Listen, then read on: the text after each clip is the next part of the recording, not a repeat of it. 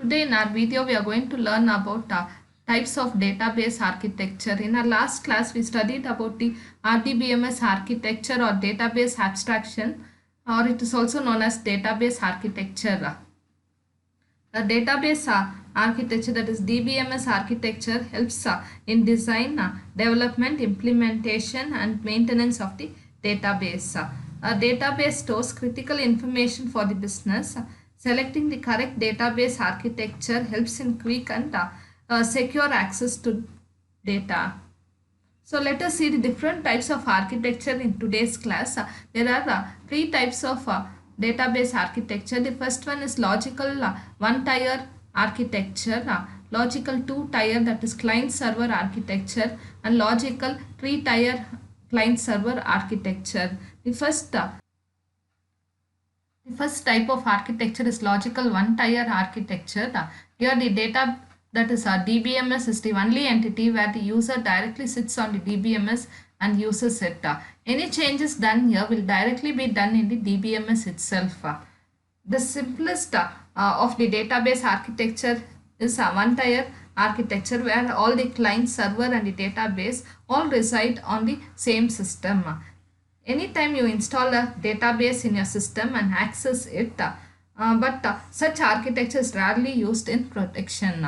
It does not provide handy tools for the end user, and preferably database designer and programmers use single tier architecture.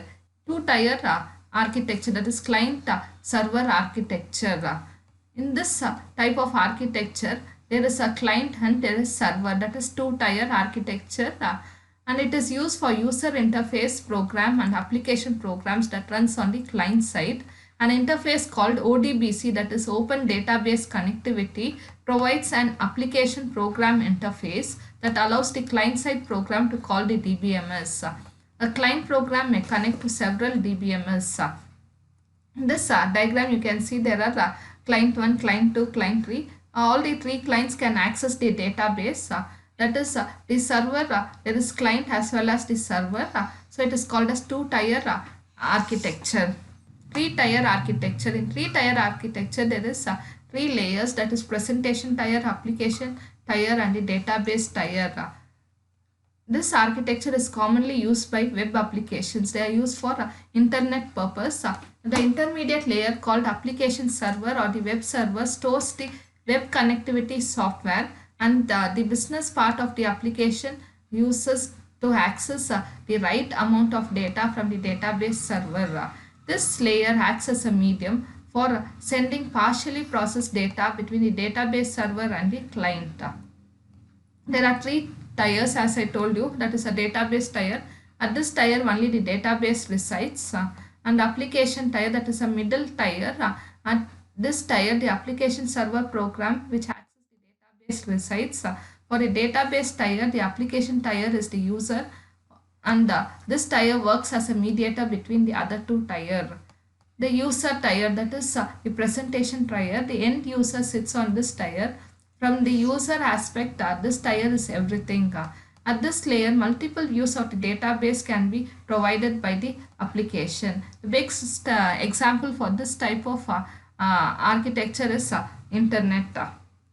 Revise what we have done today. Let us know what is DBMS architecture. DBMS architecture helps in design, development, implementation and maintenance of the database.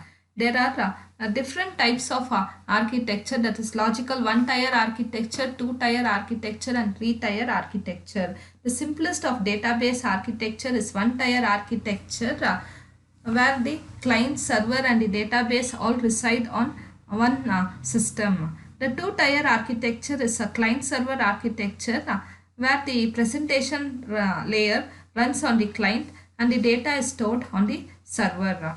The third type is three-tier architecture. It consists of three layers, that is presentation layer, application layer and the database layer. The presentation layer is the user layer.